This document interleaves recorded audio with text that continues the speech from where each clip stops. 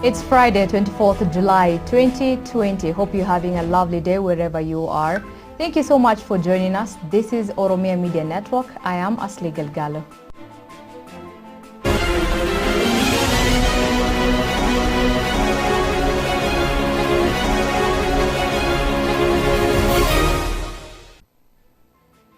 Uncertainty hangs over Ethiopia's political state. Protests continue for the fourth week after the assassination of Hachalu Hundessa, the popstar, a very prominent one who was killed in Addis Ababa, Ethiopia. Thousands of people were arrested in the aftermath of his murder. Some of those arrested are yet to be presented before a court of law, while others face gross human rights violation and are at risk of contracting COVID-19 due to the poor state of the detention centers they're placed in. Joining me now is Professor Ezekiel Gabbissa, a professor of history and African studies at Kettering Union. Thank you so much for joining us, Professor Ezekiel, like you're known in Ethiopia. Thanks for having me. Good to see you. Good to see you too, Prof. So there has been a series of extrajudicial killings in Ethiopia since this government came to power, from the Amhara president to the army chief engineer of the dam, that is Simenyo. The latest being Hachalu Hundessa, who was killed a week after he criticized the government for trying to bring back the old imperial Ethiopia. So the public is now saying Abiy's administration has no morality to govern or stay in power. So does this, and of course because of this and other things that are folding in the country, do you think this government is incapable of leading or staying in power? Yeah, that's a big question. A number of people are asking this because at the beginning of his administration, there was a lot of hope that there was a fresh start for Ethiopia. The atrocities that were perpetrated by the EPRDF regime, of which the current prime minister was a part, was closed. That chapter was closed. That the Ethiopian people forgave them for the atrocities, the displacement, the marginalization, the public humiliation of people, the laws that were repressive. For all of those people, the Ethiopian people forgive them and wanted a fresh start, and that is to get away from an authoritarian system of government that has been in the system in Ethiopia for a long time, would end that Ethiopia will embark on a transition to a democratic government, or maybe some kind of popular participation in governing. But that has dissipated right now. The hope has been dashed. The man that said that he would be the bridge to democracy has turned out to be a bridge to the past, and then a bridge to authoritarian system that has no precedent in Ethiopia. So does this government have a moral authority to govern at this point in time based on the record of the last 2 years? Based on the record of the last 2 years, Ethiopia has now become the country of displaced persons, the highest displaced persons in the world. The democratic transition had been derailed. People are not just extrajudicial killing, are murdered and thrown to wild animals, wild beasts. There is no rule of law. A number of places in Ethiopia are under military occupation, one could say. The western part of the country, the southern part of the country had been under what is known as a command post, which is basically a military administration. There is no civil administration. The economy is in the doldrums. But because of the killings, and simply if you judge the prime minister's performance against the backdrop of his own words, that he said people will never be imprisoned for no good reason. People are being imprisoned for no good reason. Said we will not shoot and ask. Now people are being shot and nobody even asks. Political assassination, rampant. Never seen in Ethiopia that chief of staff of the Ethiopian National Defense Forces was killed, and we do not know what happened. As they said in the Amhara region, there was an attempted coup d'etat. People were killed, leaders were killed, and as a result of the attempted coup d'etat, a number of people were imprisoned, but most of them are actually let loose again. Now, the entire body politic of Ethiopia, that is the constitution of Ethiopia, is being dismantled. The man that came to power to respond to the constitutional demands of the Ethiopian people has basically dismantled the constitution and is ruling by decree. The federal system, that was the bedrock of one of the age-old demands, the nationalities question, has been dismantled, is being dismantled. When I say that, he's appointed almost every head of the regional governments, his own cronies, his own puppets are ruling in all of them except Tigray. So Ethiopia is basically now with the Tigray and others is on a collision course. Is on a collision course. So if you look at that trajectory of what has happened, I think the present administration has no moral authority, has no moral compass, has no political program except a bridge to the past. So yeah, it's a supreme incompetence that we see in the government. Mm-hmm. But the most worrying aspect of it is that Ethiopia is really on a collision course with particularly the Tigrayan government. And you know, that's the important thing in that respect is that the Ethiopian prime minister is now an ally of one of the most hated dictators in the world. He is using a foreigner, a foreign country, and the mercenaries of foreign country to fight against his own people. No government has done that ever. This is a Manchurian candidate. When you cross that line of seeking mercenaries from another country to fight your own citizens with whom you are in political disagreement, that is the ultimate loss of moral authority at all. Mm-hmm. Thank you. And we know in his inaugural speech, the Prime Minister said he will take Ethiopia to her past glory. He said he will make Ethiopia great again. And it's in public knowledge that those glorious days for Ethiopia were the darkest days for Oromo. It was an era for subjugation and immense oppression. So why didn't you speak then? Because clearly now he's just walking the talk. Yeah, that's true. Yeah, that was one of the most kind of disappointing speeches I've ever heard, because even that day in my commentary on OMN, I thought that it was less than expected, because he talked about the past. The whole energy that brought him to office, the whole political energy, the popular demand was not that Ethiopia go back to its past glory, whichever it is, but to go forward to a system of government that allows people to speak their minds, to participate in their government, share in economic growth and the natural resources, but most importantly, govern themselves. That was the hope, that we will, after about 60 years of struggle, that Ethiopia will be on a path to a participatory government. The past, what is Ethiopia's past? Ethiopia's imperial past. The past of conquest, the past of political marginalization, the past of political assassination, the past of economic marginalization, cultural dominance.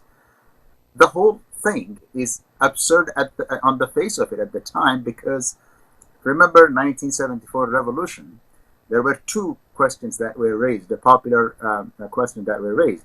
One is a question of land, because it was a feudal imperial system that was in place that owned all of the land and alienated most of the tillers. And there was a nationalities question, because people were ostracized. People were politically marginalized, economically exploited, and culturally dominated. We rebelled against that 40 years ago in 1974. The revolution of 1974 was against the excesses of the imperial regime. And the 1991 regime change actually responded to these two main questions. The formula for governing Ethiopia in an equitable manner in which people actually participate was in place. But under the EPRDF regime, those rights that were enshrined in the constitution were not practiced. the federal system that was designed to respond to the nationalities question, that the nationalities in their own region will rule themselves, will self-rule, and the federal government will share administration of the federal government. That formula was not practiced. So the Oromo protest of 2014 to 2018 and other protests in Ethiopia were a backlash against the fact that there was a formula for participation and response to popular demand, but it was not implemented. That was what the revolution of 2014 to 2018 was. For this prime minister, who came riding this public discontent and to respond to the public demand, to tell us on the first day of his inauguration, where people expected a new political dispensation of hope, liberty, equality, and human dignity, to tell us that Ethiopia's future lies in the past, was extremely disappointing. Mm-hmm. We didn't take it seriously. I personally thought at that time that he probably wanted to placate some members of the political body politic in Ethiopia. That's what I thought. I thought it was tactical. But right now he's very serious about it. He's trying to take Ethiopia back 40 years to imperial days. As you just said, we thought that he was talking about it that time, but now he is actually practicing what he told us at the time. Mm-hmm. So in his address after Hachalu's assassination and the rest of the opposition political leaders, the Prime Minister was in full military gear. Yesterday, the next Chief of Staff, Brano Jula, said the government cannot be toppled by protests. And he said, that is what he said. He said this government is new and it cannot be just toppled by protests and destruction of property. What informs such kind of opinions? And other question people are asking is this government a military government? Before you respond to that, I'll quickly play the video of Brano Jula, if my director could bring it up.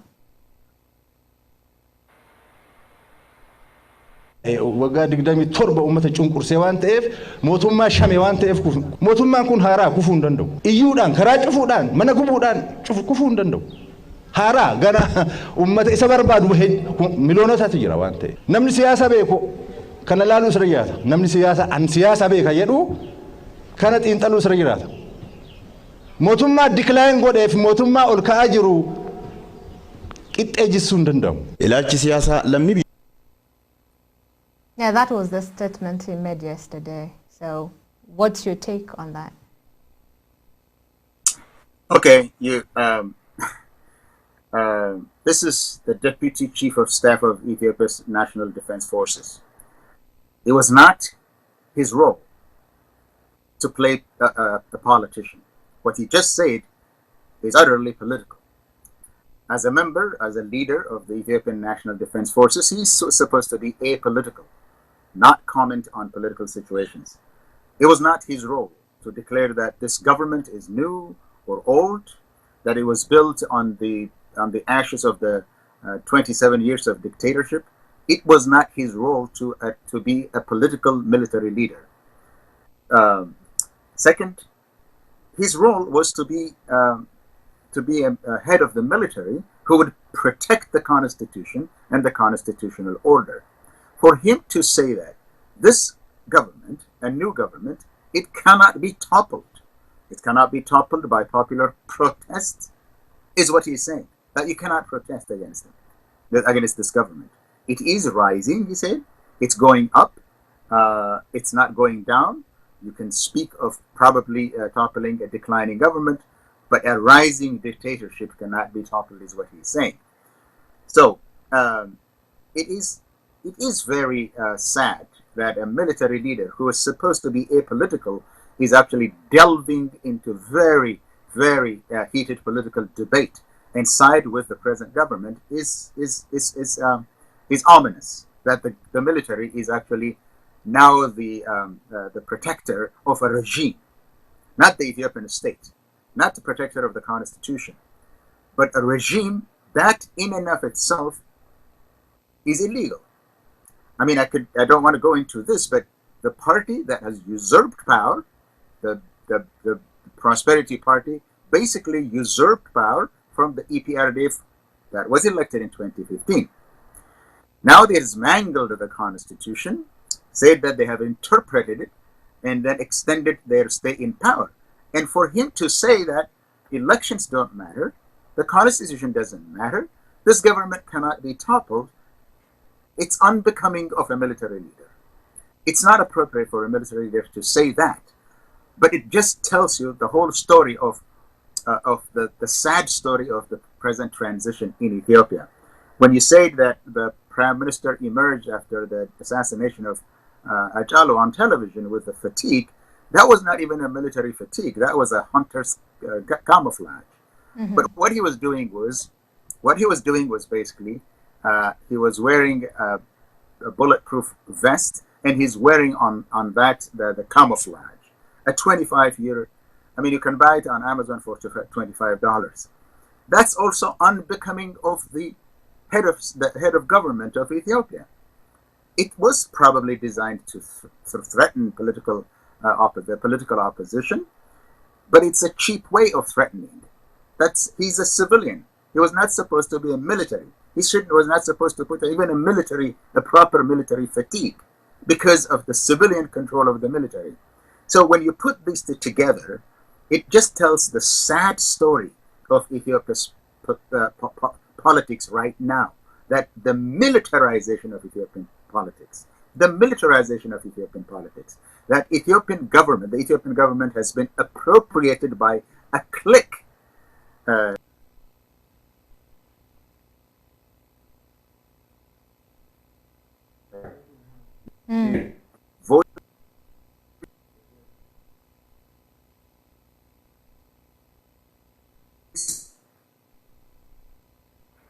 This the head of the prime telling the entire world, the Ethiopian myth, the gun in Ethiopia, not law, not constitution. The people who the people with suits are now being replaced with the fatigue. It is simply showing you that the transition to democracy had been aborted. The transition to military rule has commenced. Mm-hmm. On the same address, the Prime Minister said he'll rather have people die than the country be dismembered. Now, what does this mean for the people who are on the quest of seeking equality and democracy?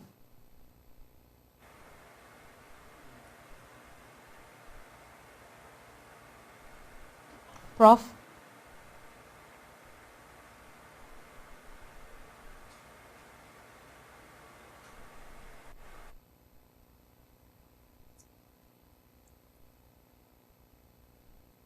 I think Prof is having... Back? Yeah, we're back. Yeah, the picture froze. I'm sorry about that. Mm-hmm. I mean, what it shows is two things. To say defend costs, even the lives of human Ethiopians. I don't know if that is salient, because for me the Ethiopian state includes its people, not just the land. Mm-hmm. The concept that there is an Ethiopia, the idea or the notion that there is an Ethiopia that is separate from its people is absurd as far as I'm concerned. But the Prime Minister, he has repeatedly said, people will die, but Ethiopia will continue. Say that people might die, but will not collapse. This kind of talk had been strewn in all of and off-the-cuff commentaries. It's been saying that. What it shows you is that when he says that flippantly, with absolutely no emotion, when he says that, he says, it shows his callousness, his immorality. That's what it shows. That's completely callous. Who doesn't care about Ethiopians, but care. He's in nothing else. What he cares about is about himself. There is an unimaginable, unattainable lust for power. And his use of power is not understanding that there is a limit to power, because his power emanates from the Ethiopian constitution. And what constitutions do is they limit your power so that you do not have, because we know what people do with unlimited. Looking and using power in a brute form, not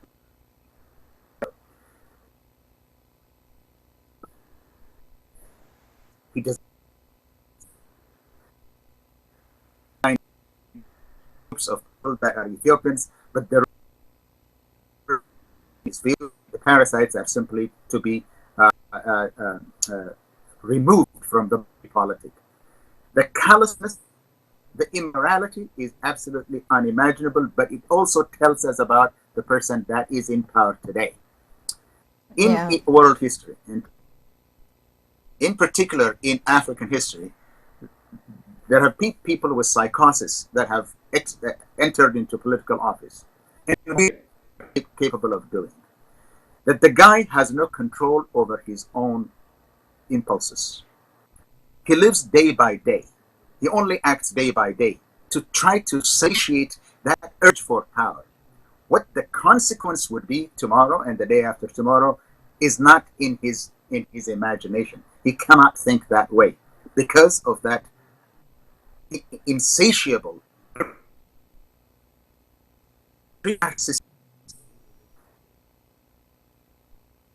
in Prof, we're having trouble hearing you because of the internet disruption. I hope that would be addressed. Can you hear me? Prof? Yes. Yes, there's a lot of, we can't hear you clearly because of the internet on your side, the disruption. Is it on my side? Yes. Aboma.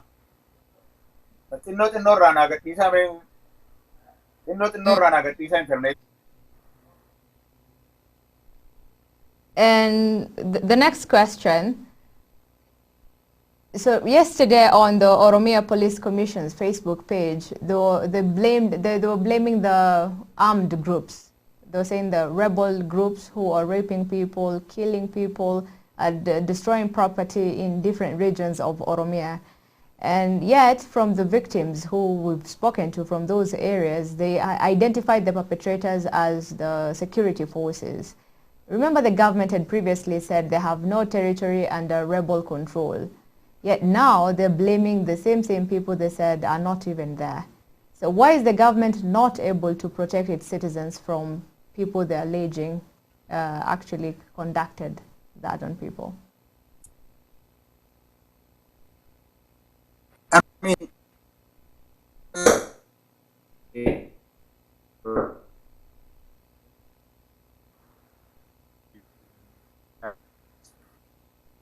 apparatus, the whole entire infrastructure of the political system is not geared towards serving one person. The rise of a person's dictatorship. That's what the government is doing.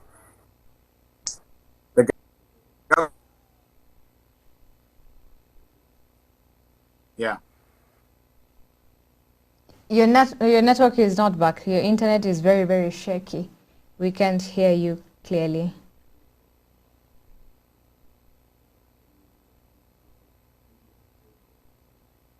So in the meantime, before you get it back, we'll just pull up pictures of the statement from the police commission as you make your internet better.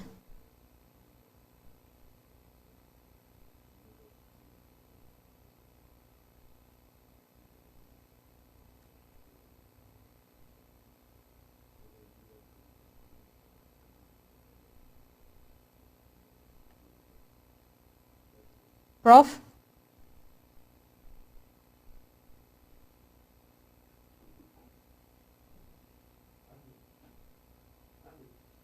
Oh, yes.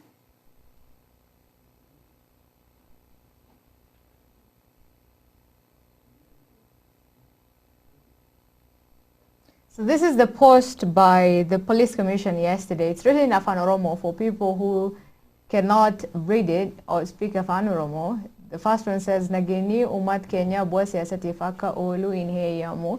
That is them saying that the peace of the people will not be used. Oh, sorry. We're trying to clear the internet problem with the professor.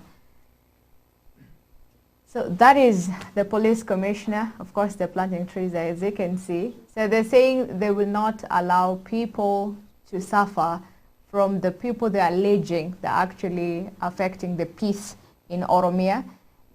From his assertion or from this post, you can actually tell they are agreeing that people are getting killed, that people are getting raped, that properties are being destroyed in Oromia region.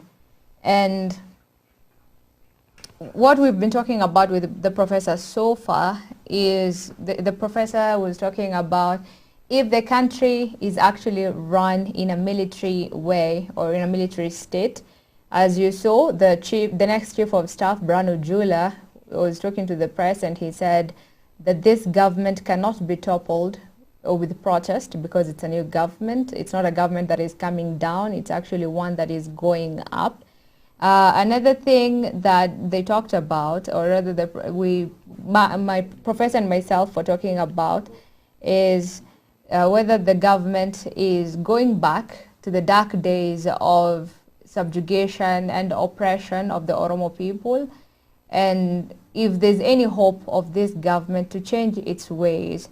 Some of the concerns that are coming up from the people is about the arbitrary arrest of citizens in Oromia and Ethiopia in general, and most of them have not been presented before a court of law, and they've been tortured. Some were beaten, like Yusuf and Ridwan, who are American citizens, and they're yet to be presented before a court of law. And they were not granted access to family visits. They were denied medical treatment at a proper hospital. And these are some of the things that are coming up from some of the concerns that are coming out of Ethiopia. So we will just take a short break and we'll come back with the professor.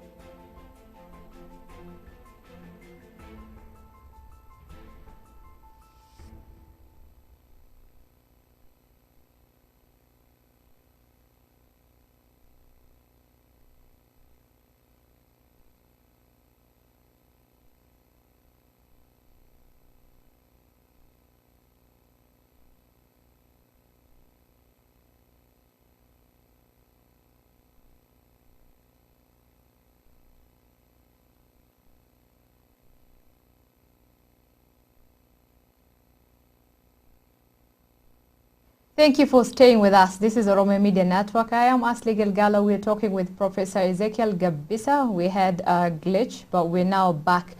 Professor, we were talking about the police commissioners, the Oromia police commissioners post, where they were blaming armed groups of terrorizing people, and yet people were blaming the same security forces of killing them, raping them, and destroying their properties, that is, burning their houses. So why do you think the government is not able to protect its citizens?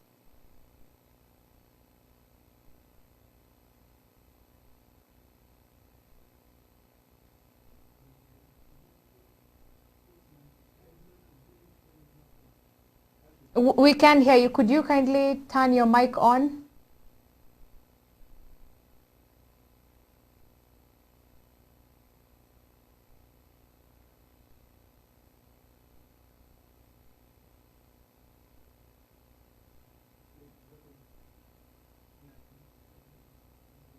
We have nothing.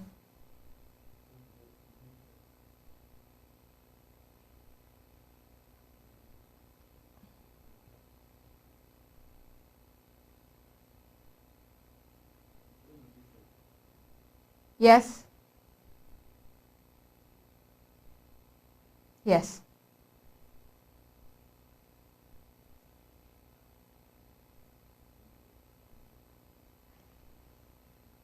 We apologize. We're trying to fix technical issue here. Professor, can you hear me? We can't hear you from this end.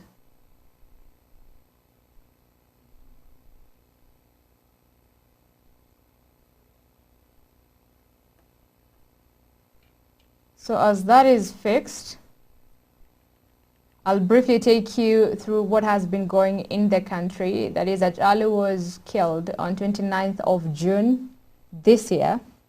And after his murder, we had a protest that rocked the country, and a lot of people were killed. The government put the number over 200, and people were saying it's over 300. And thousands were arrested, including political leaders like Jawar Mohammed, Bekele Garba, Hamza Borana, among other people. And OLF leaders were also arrested. So some of those arrested are yet to be accounted for, and their families are worried about their whereabouts. The issue of COVID-19 has also been raised, with people being kept in a very bad condition, according to family reports. Others are being tortured. Some have reported being beaten by the security forces. They've been forced to sleep outside. Others have been forced to strip naked. So these are just some of the issues, some of the concerns that are coming out of Oromia, of Ethiopia in general. So the protests that are going on in different parts of the world are aiming at changing the situation. First of all, some of the demands of this protest are release of political prisoners, that is the ones I mentioned, Jawar Mohammed, Bekele Garba, among others. The other thing is the demanding justice for Hachalu's murder. So they want the actual people who were involved in his murder to be arrested, and the investigation to be done in a very clear way that the public will be satisfied. But there's a lot of mistrust now. People are not they're not happy without the investigations are being conducted. There's no trust whatsoever.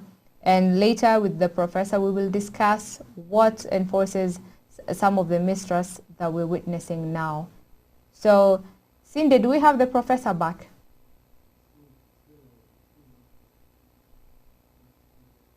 Okay.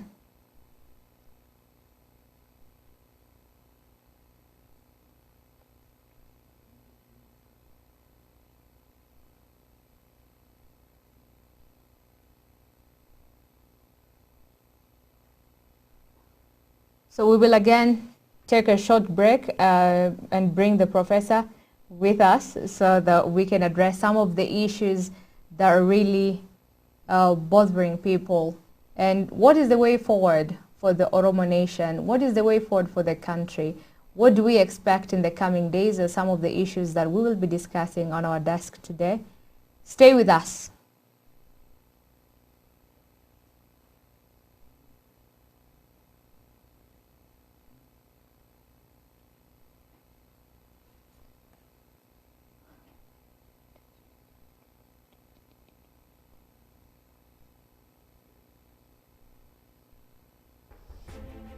Yeah.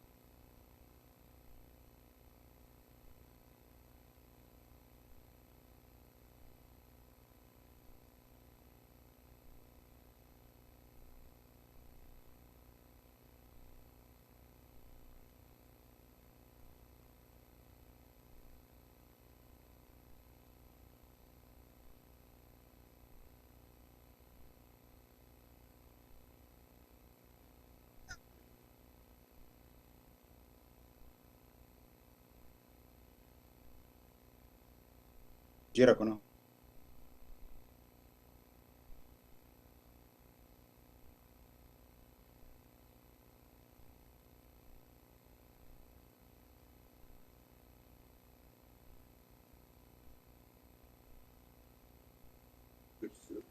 Okay, let's try that one.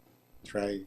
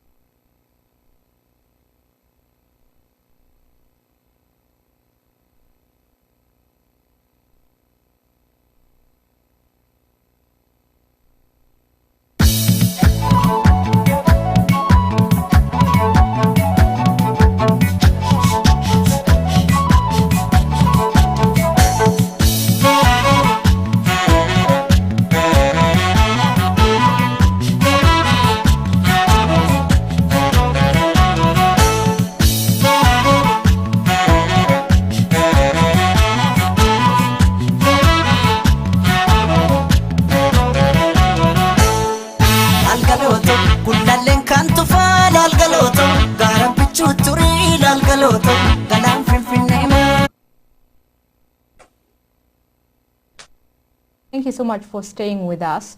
We're talking with Professor Ezekiel Gabbissa. Professor, we're back. We were talking about why the government is not able to protect its citizens.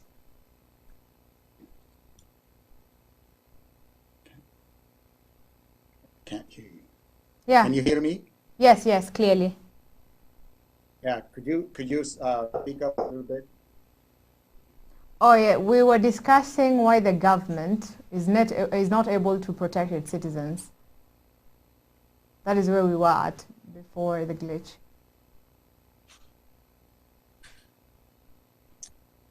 Let me try to respond to your earlier question about the Oromia police commissioner. Yes.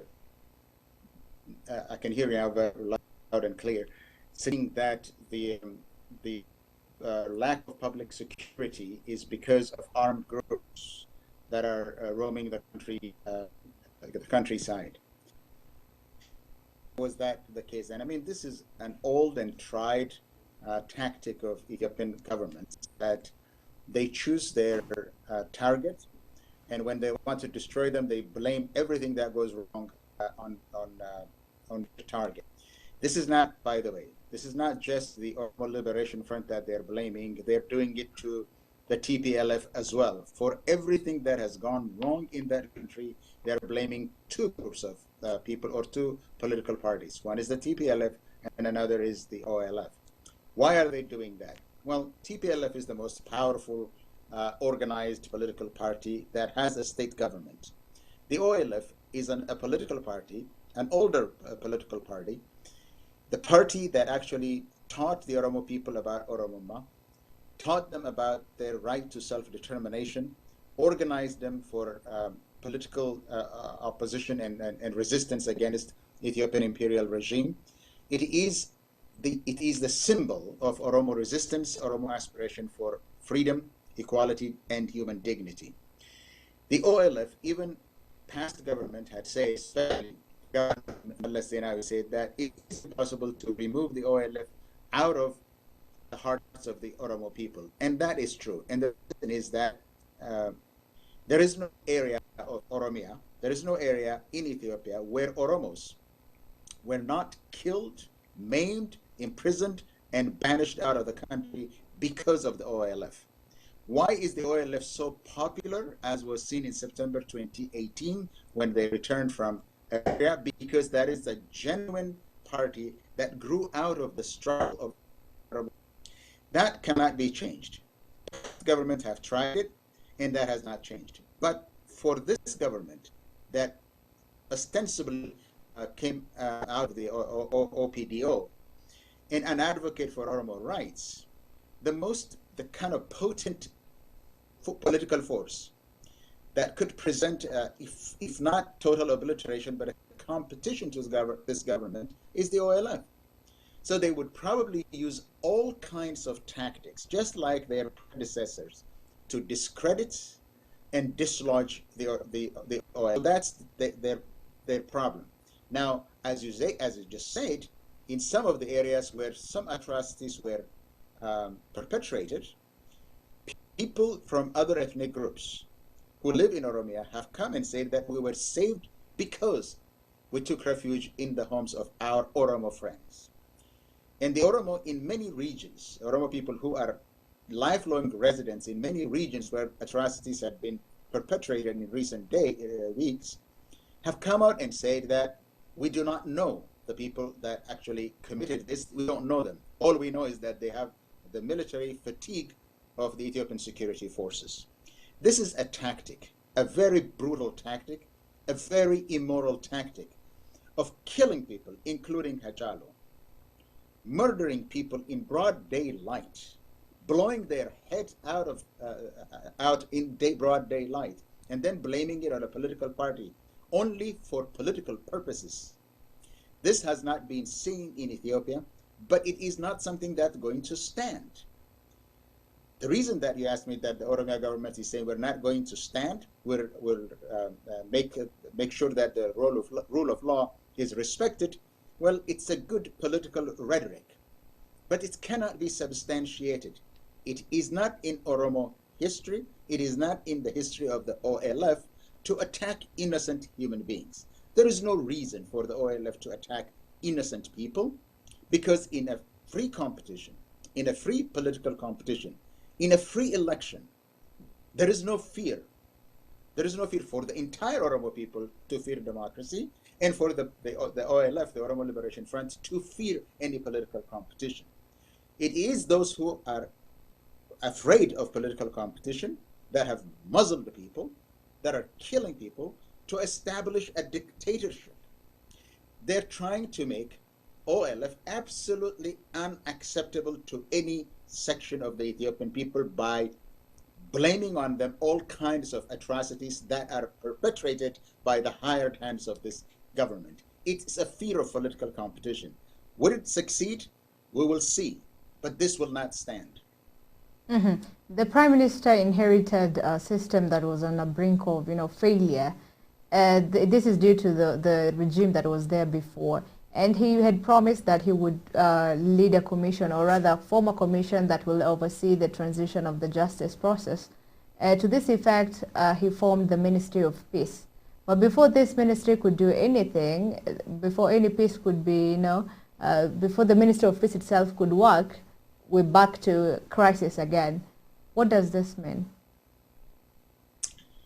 To be honest, this Prime Minister was never committed to transition to democracy. He's always dreamed that he's going to be an Ethiopian pharaoh. They'd always dreamed that he will be a king in Ethiopia. So when he refused the program of transition, when everybody knew that in a transition from an authoritarian system to a democracy, a roadmap is necessary. It has been shown in country after country. Many countries that have made this transition have demonstrated that a programmatic approach to transition is important. So from the very start, this man was not committed to honest and genuine transition. If he had been committed to transition, what he should have done was not just the justice sector, it's also the security sector reform that he should have been committed to, with sequencing, that is, the election law, legal sector reform, security sector reform, and economic reform in that order.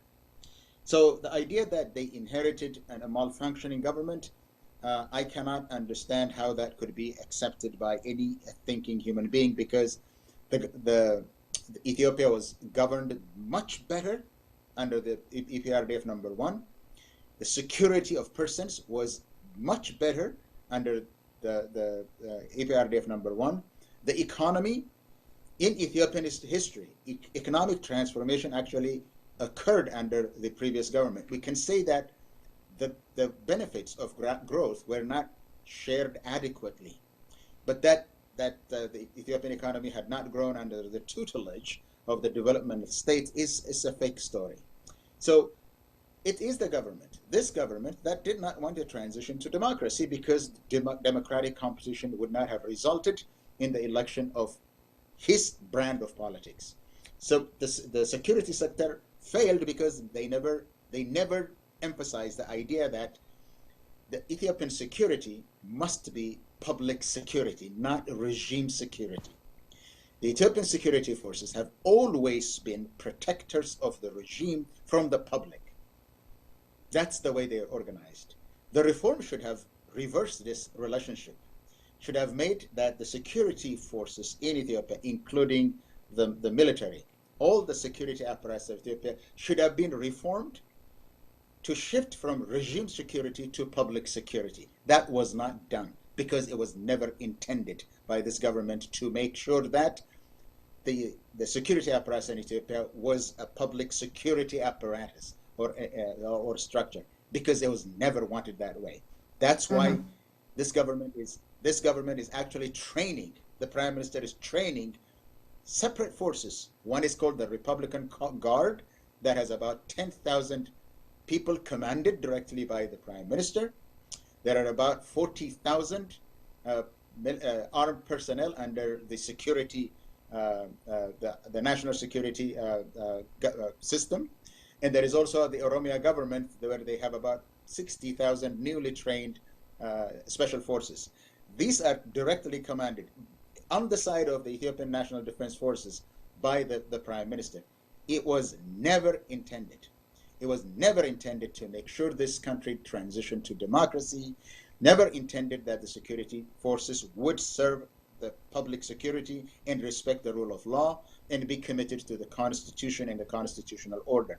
That was not this. The reason that we are in this mess is because there was no commitment to public security. But at first he was seen as a transformational leader. He was called a reformist. But now, like you're saying, and like others are saying, he's sliding back. Is there a chance for Prime Minister Abiy Ahmed to redeem himself, or it's done and dusted for him? As far as I am concerned, there is too much blood in his hands. As far as I am concerned, there is too much record of atrocity in his hands. He has shown to be totally incompetent, even a psychiatric case. When you have people in power that do not have any stability, control over their own behavior, the answer is not to give another chance, because the EPRDF was given another chance. By the way, he is EPRDF. He is a member of EPRDF. He grew up in that politics. And he is actually an EPRDF cadre, political cadre. They had a second chance to redeem themselves. They had a second chance to ensure that they responded to the public demands of self-rule, economic justice, and cultural freedom. That chance, they had it for 2 years, and they screwed it up. There is no second, third chance, because there is too much damage. There is too much breaking of trust between the two countries. There is too much atrocity that has been committed. There is blood between the Oromo people and this government. There is no way that this government could have a third chance. Mm-hmm. The other thing that we're seeing right now is a mistrust of the government by the people with regard to the investigation into the assassination of Hachalu Hundessa and how the case of the thousands of Oromos who were arrested will be tried. What are the core factors of such mistrust? Because of the record of this government. There was a number of political assassinations in Ethiopia, including the chief of staff.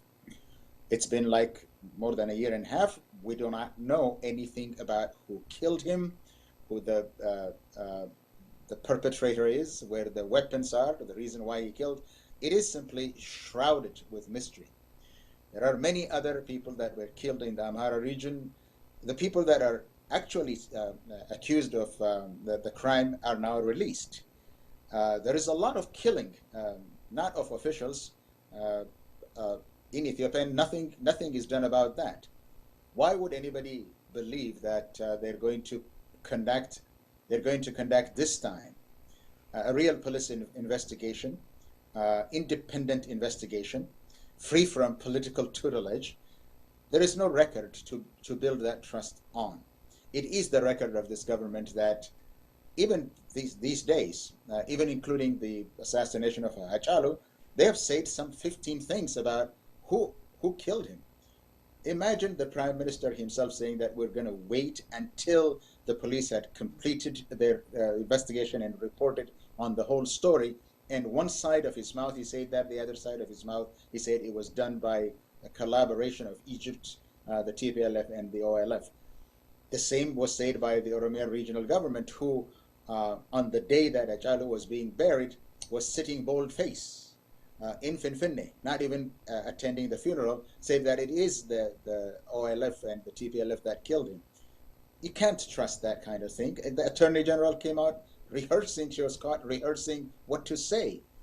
There is no track record to trust this government. There is too much that had gone on for people to withdraw their trust from this government.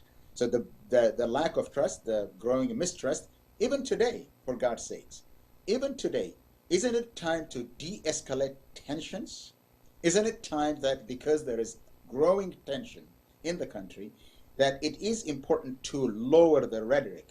Is the government lowering the rhetoric, de-escalating the tension trying to resolve political problems through dialogue, you don't see any of that commitment.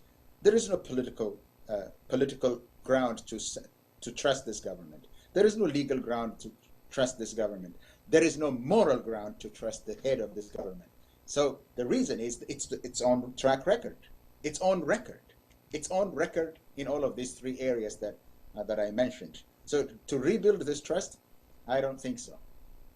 Let's talk a little about Oromia. As we know, it's one of the most cosmopolitan areas, or rather regional states of Ethiopia. It has been homes to millions of other ethnic groups for decades, with people building homes and the businesses there. Now there's this narrative being amplified that Oromos are targeting minorities that are living amongst them. So who stands to benefit from such narrative? Who stands to benefit from such violence? Because as we know from the crisis that we've been seeing rocking Ethiopia after Alu's murder, even according to government reports, the number of people that were affected most, or that rather had more casualties, are ethnic Oromos. So what's this issue about?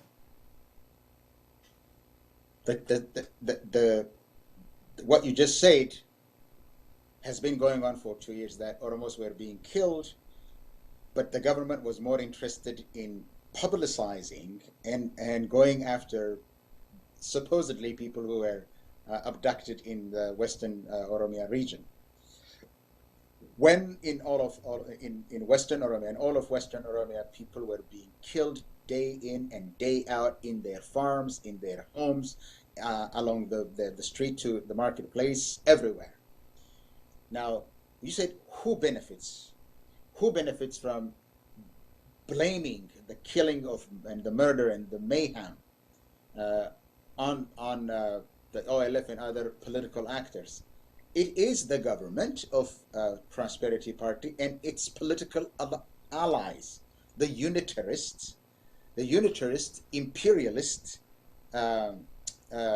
government espousers of a unified Ethiopia, where no one expresses their identity that is not connected to the national identity, where the nations and the nationalities and the peoples of Ethiopia, their identity is obfuscated and then flattened. Those are who benefit from them. Look, they're not numerically, this view of Ethiopia that it should go back to 40 years before, that is not a popular political position. But they are determined. They have done it 2-3 times in the past. They've done it after the 1974 revolution. They've done it after the 1991 revolution, that they go after state power at the center. Once they capture that, they actually reverse the gains of the revolutions that they had done. Now they are doing this. That the unitarists, for whom Ethiopia is only Addis Ababa, and the Addis Ababa people who believe that Ethiopia is best when it is a unitarist state, because they are numerically inferior, a very tiny minority, only ensconced in the capital city of Addis Ababa, they cannot win in a democratic election. They cannot win forever in a democratic competition. The only way that they can win, and they have been advocating this position for a very long time, the only way they can win is to try to neutralize the nations and the nationalities or parties that are built on the basis of their nation and nationality problem, such as the OLF, the TPLF.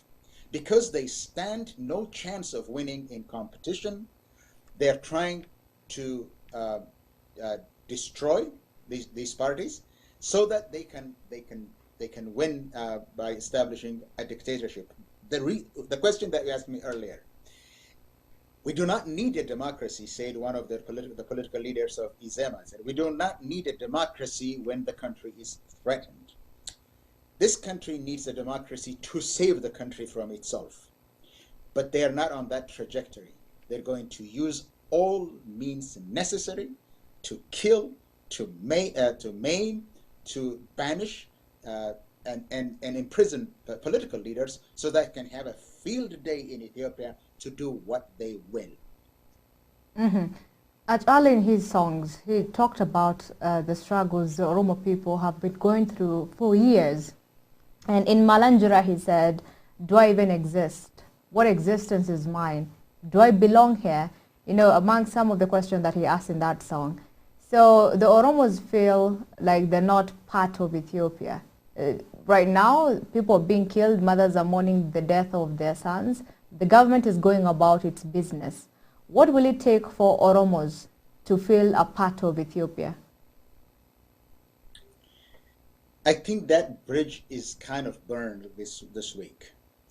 Now, the othering of the Oromo, that is making Oromo outsiders in Ethiopia, has a long history. They have been, the history books in Ethiopia, in elementary and secondary schools have been teaching that the Oromos came to the Ethiopian scene only in the 16th century, so they are newcomers. They're aliens in this land. That's why they were ostracized from power. They were never thought to come to power. This has been since the imperial days that sharing power with the Oromo was seen as an anathema to the Ethiopian political system. The people were ostracized. The assimilation policy, the assimilation was meant to de-Oromize Oromos and accept a new identity in Ethiopia.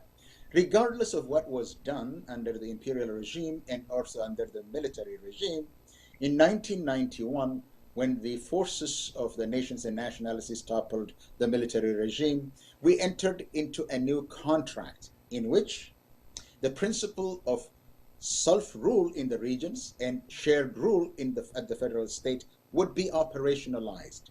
This was the contract in the Constitution that was reached. This time, even that became unacceptable. Today, being Oromo is being an enemy to the state. Not that you belong to this or that political party. The fact of being an Oromo is now considered be a threat to the Ethiopian state. In Finfinne, which is seen as the umbilical cord, as the nave of the Oromo, that the Oromo see that this is actually where the Oromo actually met in the past as a unified government. This has been rendered a crime. You cannot say that. Oromos cannot live in Addis. They were murdered last week. Bombs were thrown at them because they were protesting. The medias have been saying the Keros are coming to get you, get ready, and it's still going on.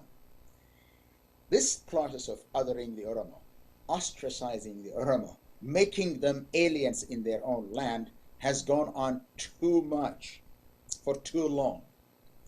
Right now, Oromos were ready to accommodate other Ethiopians, to live with other Ethiopians in equality, in liberty, and with their human rights protected.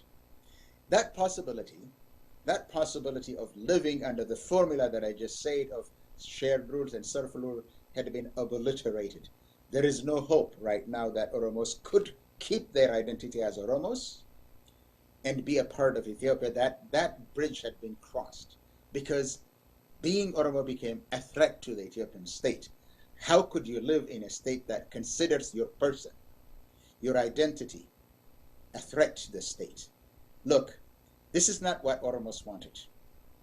In 1991 or in 2018, the social contract that Oromos wanted was to be accepted as citizens, not subjects. That has been done away with. Mm-hmm.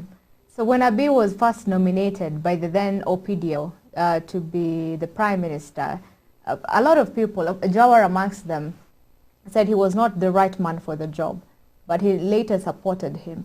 Now, a lot of people are withdrawing the support for Abiy. The people that championed his interests, the people that were praising him online, are now saying that, again, he's not he's not the right man for the job. What is the reason for this dwindling support of Abiy from the Oromo people?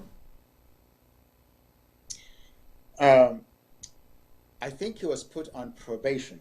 I don't think that was port. It's not the groundswell of support for Abiy. Look, when he came up to the political scene, we didn't know him. He was an unknown quantity. Nobody knew him. He came on the back of Lamma Magarsa.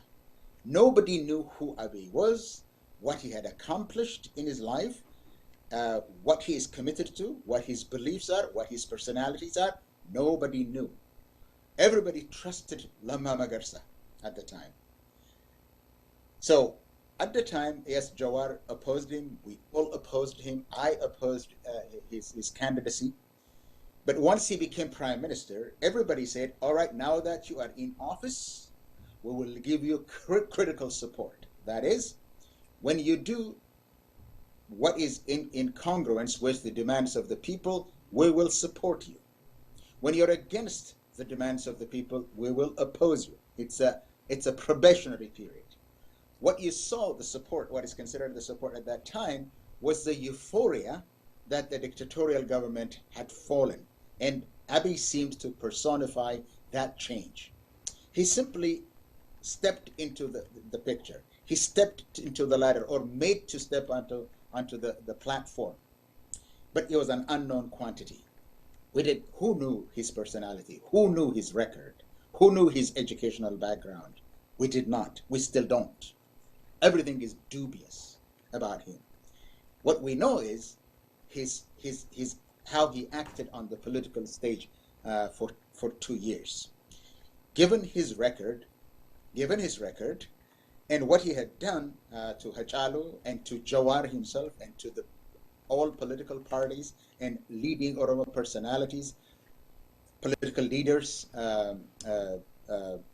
business people, what is being done to Ethiopia, unless you are blind as an Oromo, unless you are completely oblivious to what's going on, it's clear that he does not stand for the interest of the Oromo people. He is actually antithetical. He's against the Oromo people. Who else? Who else would put Jawar Mohammed and Bakala Garba and the leaders of the OLF in prison and says to the Oromo people, bold face, that I stand for in your interest? Really? Jawar Mohammed is the enemy to the interest of the Oromo people? Bakala Garba is the enemy to the Oromo people? And this unknown quantity, a narcissist, a pathological liar, a schizophrenic, is one that is standing for Oromo people? Give me a break. Oromo people know that. That's why they withdrew their support for him. Since now the government that actually came in to power as a result of the 2015-2018 protest believes that it cannot be toppled again by protests, and since there's no, again, a clear date for general elections, what is the way forward? The idea that this government is a new government and it cannot be toppled should be taken in parts. Is it a new government? Well, it's not a new government. It is a continuation of EPRDF. Whether it had the support of the people had not been put to the test. As you just said, the elections were postponed indefinitely. The idea that it is a new government is a lie. It's not true. It's an old government, not just in its origin, but it's also in its outlook. It's looking backwards to the old glory days of Ethiopia that never existed in the past. So in its record, in its origin, in its record, in its vision, this is not a new government. Second, new governments actually, to be honest, new governments could be run out of office in 2-3 months if they cannot perform. Parliamentary democracies are like that. You can change governments every time. You can change prime ministers every now and then. What does it mean that this government cannot be toppled? Is that because they have a monopoly on the institutions of power and government and the judiciary? What does it mean that this government cannot be toppled? Why would it not be toppled? At least, why is it be toppled in Ethiopia? The third thing is that it cannot be toppled through popular protest. Wait and see. Because you claimed, because The government claimed, I am new, I cannot be toppled. That's not going to materialize. Just because you wished it, it's not going to become a reality. If you are on a trajectory of backward vision, return to autocracy and an imperial period, why would the Ethiopian people accept something that they left 40 years ago? It is your record. If you're not allowing, as you just mentioned, through a competitive and electoral process, if you're not going to allow that people have their say, that they have control over their own government, to put in power and to take down from power, if people cannot do that, when the legal process, when the constitutional process, when the other peaceful processes are not available to people, people have always resorted to the other way. Look, every right in a social contract, people renounce their rights. But there is one right that will not be alienable, and that is the right to rebellion against tyranny. That's not a call to violence. That is simply the way things have been and the way things are going to be. Deny people any recourse, and they will find a way. If this government is declaring war on the people, they will engage in self-defense. The idea that this is a new government and it cannot be toppled is the wishful thinking only in the mind of the deranged deputy chief of staff of Ethiopia.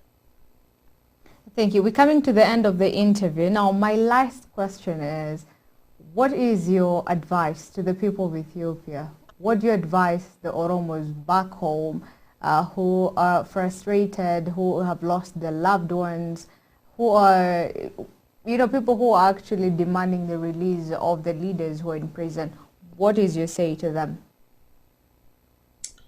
My say to them is this: the right or the demands of the Oromo people for self-rule, for economic justice and cultural freedom or independence, these are legal, these are constitutional, these are moral, these are questions of democracy, justice, and human dignity.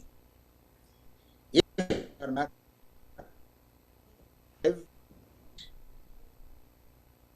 necessary to protect the rights against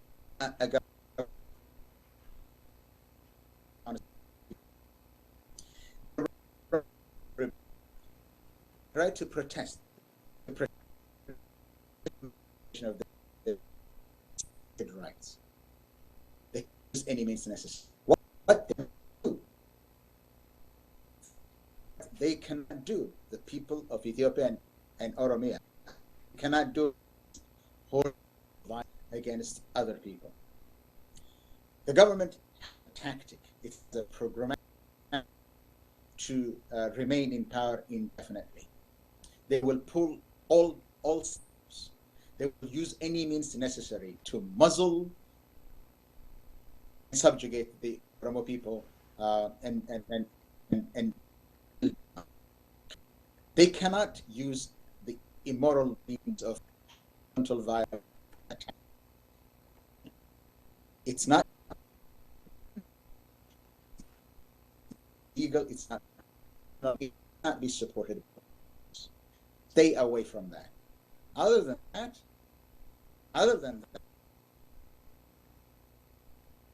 that see fit is appropriate to launch a protest and in it until these rights that are constitutional, moral, and respected.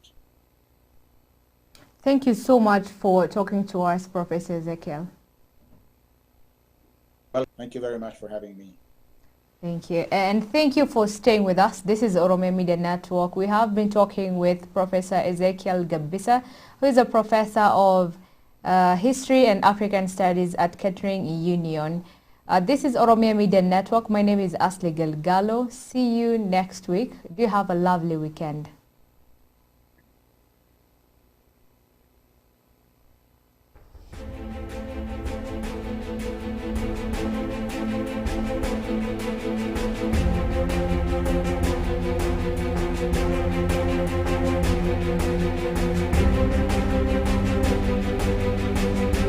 Eh.